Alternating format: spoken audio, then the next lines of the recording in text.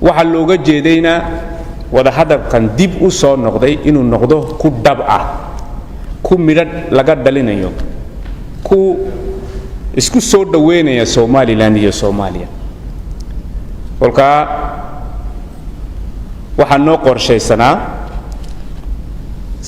shan qodob shanta qodob ayaa ku jira maanta minuteskan aan kala saxanay qodobka ugu horeeya waxa weeyaan sidaan shirarkeeni mustaqbalka sida quruxsan oo habaysan oo de hadafku uu ka yahay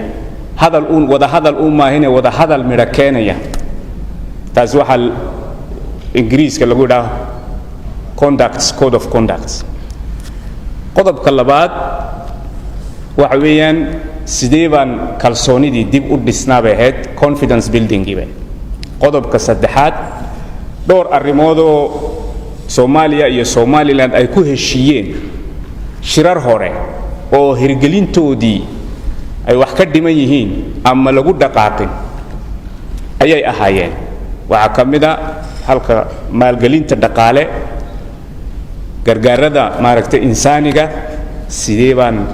guddiyaal u soo saarnaayo wixii ay Soomaaliya ay lahayd Somaliland iyo Soomaaliya sidee baan u wada wadaagnaayo aan dadweynaheeni u gaarsiinaa maalgelinta dhaqaale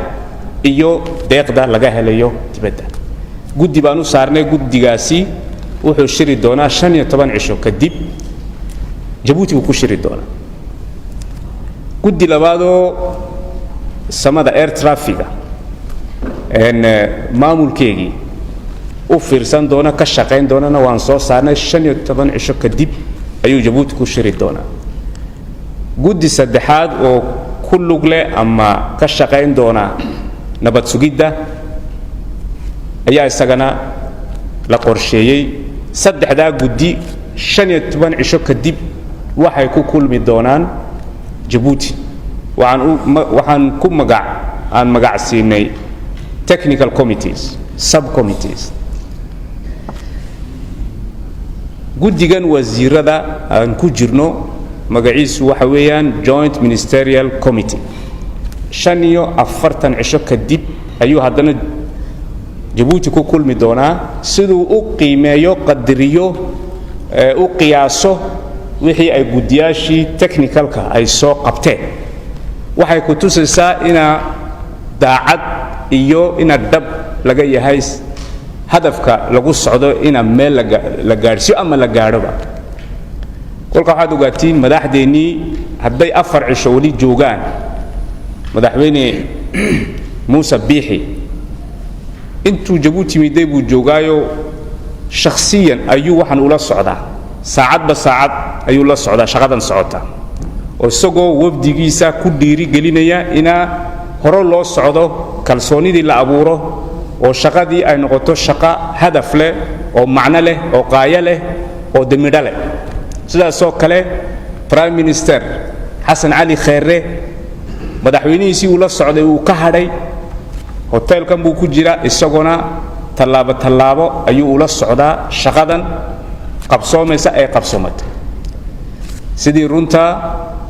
shirkan Djibouti ku qabsoomay inuu ka duwan yahay shirarkii kale ayaan qabnaa waayo waxaad ogaatiin haddii aan anagu Soomaali nahay